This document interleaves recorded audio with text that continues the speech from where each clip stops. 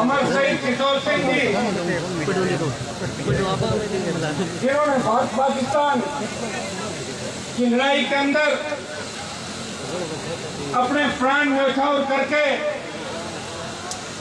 पाकिस्तान के साथ खट्टे किए और अपने समाज के साथ साथ पूरे नागौर जिले का नाम हिंदुस्तान के अंदर रोशन किया। मैं इनको नमन करता हूँ, श्रद्धांजलि देता हूँ। और साथ ही साथ आज हमारे मुख्य अतिथि और मेरे साथ विधानसभा में रहे प्रेम सिंह जी बाजोर, जो राजस्थान सरकार के अंदर 6 सैनिक कल्याण मंत्री भी थे। मैं इनको इस बात के लिए धन्यवाद देता हूँ कि राजस्थान के अंदर सैनिक कल्याण मंत्री तो बहुत हुए 52 से लेकर आज तक, लेकिन पहली बार सैनिक परिवारों की अगर चिंता किसी ने की, सैनिक परिवार चाहे वो किसी भी जाति का था, किसी भी धर्म का था, अगर उनकी मूर्तियां लगा के उनके स्मारक बना के एक नई अनूठी पहल की जो राजस्थान में शुरुआत की, इसके लिए प्रेम सिंह जी का हृदय से मैं आभार प्रकट करता हूँ। बहुत बहुत आपको धन्यवाद। यहाँ हमारे बीच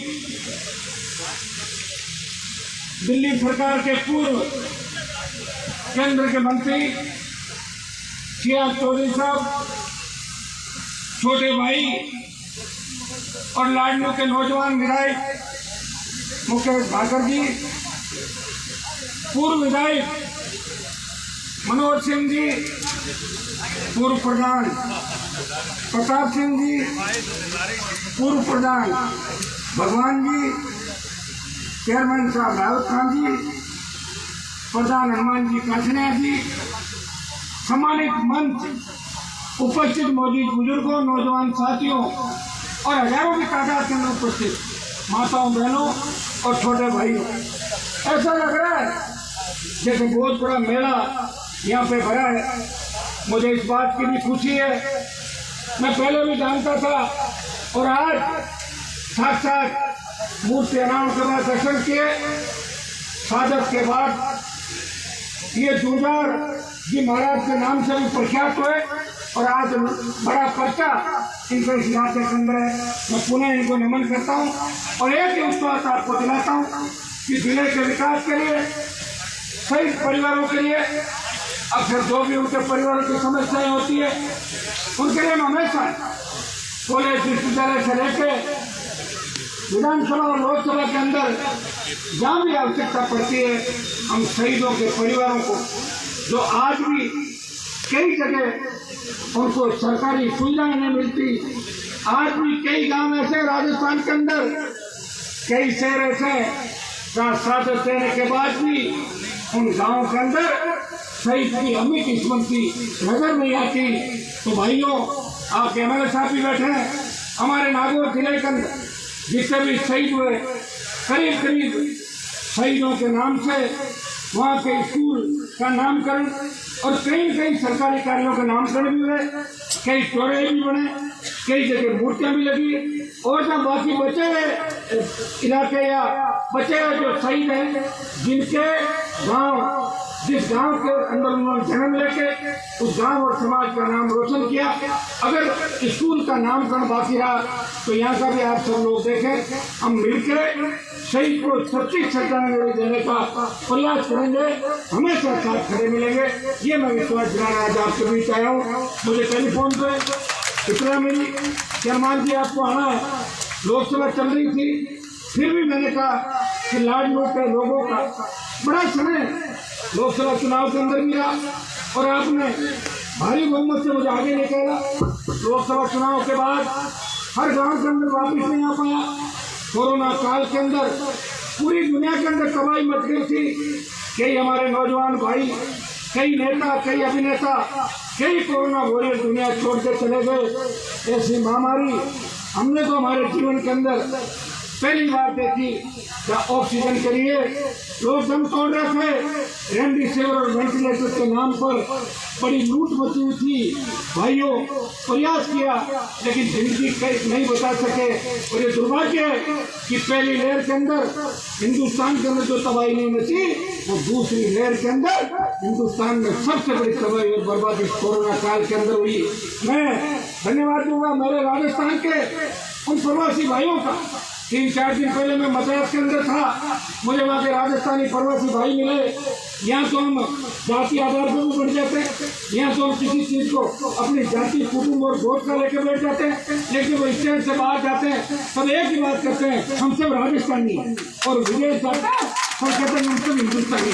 तो भाइयों, मैं भी आपको यही कहना चाहूँगा कि मद्रास के अंदर उन लोगों ने कहा, और मैंने जब मद्रास के लोगों से बात करी, उन्होंने बताया कि साउथ के अंदर कोरोना काल के अंदर सबसे ज्यादा सेवा अगर किसी ने की तो राजस्थान और मारवाड़ के पर्वतीय भाइयों ने हर गरीब व्यक्ति की मजदूर की सेवा की, जो उनसे जुड़े थे। आज हमें कोई कहता है कि नागौर जिले का शहीद हुआ।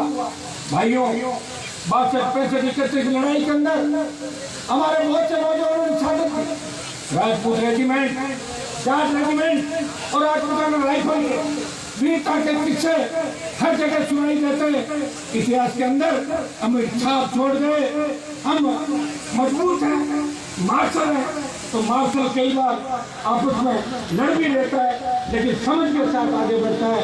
मैं आपको विश्वास दिलाता हूँ कि जिस तरह हमारे भाइयों ने भारत माता को बचाने के लिए एक होकर लड़ाई लड़ी, इसी तरह राजस्थान को आगे बढ़ाने के लिए, नागौर को आगे बढ़ाने के लिए हमें जातीय खेल को खत्म करके मुख्य धारा में सबको शामिल होना होगा। ये मैं विश्वास आपको दिलाता हूँ। आज हमारे लिए खुशी की बात यह है कि लाडनू क्षेत्र के अंदर बहुत शहीद परिवारों को नमन करना में आए, बहुत शहीदों की मूर्तियों का अनावरण है। एक शहीद किशोर सिंह जी और दूसरे शहीद भाई राकेश जी मेहरा। देखिए, एक जाट परिवार चाहते हैं, दूसरे राजपूत परिवार चाहते हैं, सीमा पे मिलकर लड़े, प्राण मिलकर न्यौछावर करती दोनों जातियां।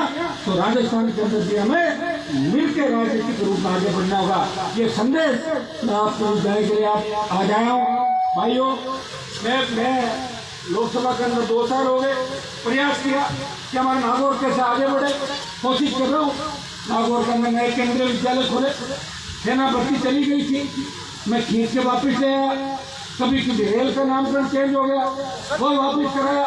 अकेला व्यक्ति हूँ, बीजेपी वाले मुझे कह देते हैं चॉइस है और मैं एक हूँ, लेकिन फिर भी मैं चॉइस के बीच में से भी अपना काम निकाल के ले आता हूँ। और आपके तमाम मुद्दे मैं अभी सीआर साहब और प्रेम सिंह जी ने कहा कि ध्यान रखना, तो आप समझ लो किस बात का ध्यान रखेंगे। तो मैं इनका ध्यान तो पहले भी रखा सीआर साहब का, अब ये इस बात को नहीं मानते, मैंने ध्यान रखा था। कभी तो केंद्र मंत्री बन गए थे, नहीं तो एमपी नहीं बनते तो मंत्री बनते, ये मेरा ही ध्यान है। लेकिन ये स्वीकार इस बात को कब करेंगे ये तो खुद ही जाने। मैं तो रखा ही था ध्यान, मेरे ध्यान से तो नागौर की राजनीति बदली थी कि नहीं बदली थी। एक गांव के चारों तरफ जो राजनीति घूम रही थी, वो हर गांव ढाणी के किसान के बेटे सत्ता के अंदर भागीदारी मिली। भाई, और इस बार विधानसभा के जो चुनाव हुए, इनके अंदर जो विधायक चुनके गए, मुकेश भाकर, एक किसान का बेटा विधानसभा के अंदर पहुंचा, कई छात्र नेता पहुंचे, और मेरे हिसाब से तो 60 पार के नेता तो एमएलए तो 3 ही होंगे शायद, मकराना, नागौर और नावा। बाकी तो 45, 50, 40 ज्यादातर नौजवान है। ये नावा, मकराना और मोहन राम, 3 60+ है, उम्र इनकी 60 से ज्यादा। बाकी सब छोटे ही विधायक बने। ये पहला मौका होगा जब राजस्थान के अंदर इतने ज्यादा तादाद के अंदर नौजवान जीत के राजस्थान की विधानसभा के अंदर किए, प्रयास भी किया। और नागौर का नाम तो हमेशा आया, चाहे सरकार गिराना में आया तो भी नागौर का नाम आया कि नहीं आया। और दिल्ली में भी जब एनडीए छोड़ के किसानों के साथ कौन किशोर सिंह जी की राह पे चल पड़ा, तो पता लगा वो नागौर की धरती का लाल था जिसने मंत्री पद को ठोकर मारी और किसानों को सड़क पर बैठ गया। तो हनुमान धन्यवाद आपका था। क्या लंबी थोड़ी राजनीतिक बात नहीं करके एक ही संदेश आपको देना चाहूंगा। मेरी जहाँ भी आवश्यकता पड़ेगी मैं तैयार हूँ। 10 लाख रुपए मेरे सांसद कोष से इस शहीद पे यहाँ पे जो बताया मैं सरपंच साहब कालू सिंह जी को भी धन्यवाद दूंगा। हमेशा कालू सिंह अपने जो वो कौन सी जगह बताया इस बार घुमाया था। अच्छा वही है क्या? पहले सरपंच साहब आए कितने थे अपने कितने? इस बार 5 लाख रुपए दिया। 5 लाख दिया। 5 लाख और बता देना कितने देना उससे वो दे दो।